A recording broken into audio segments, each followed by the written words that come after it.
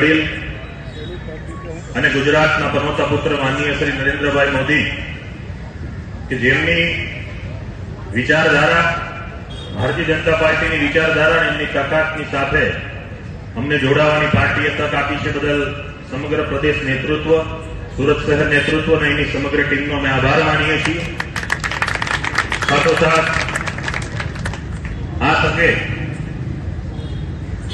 જે મેં શીખ્યું છે કે નમસ્તે સદા વત્સલે માતૃભૂમિ દ્વયા હિન્દ ભૂમિ સુખમ વર્ધિતો હમ મહામંગલે પુણ્ય ભૂમિ તદર્થે પતત્વે શકાયો નમસ્તે નમસ્તે.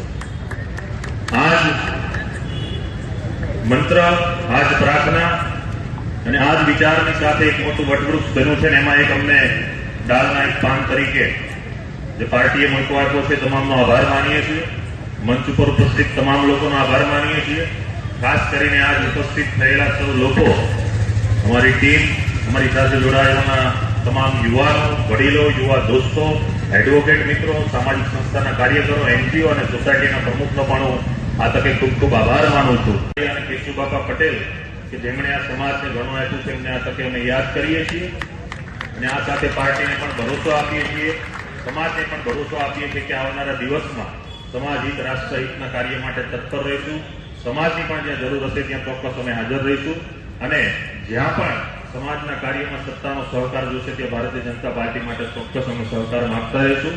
આપના સૌના આશીર્વાદથી અહીંયા પહોંચ્યા છીએ. આપના સૌના આશીર્વાદ હંમેશા અમારા ઉપર બના રહે એવી આપ સૌના ચરણોમાં પ્રાર્થના સાથે છેલ્લે જય ઘોષ કરીશું. બોલો વંદે વંદે.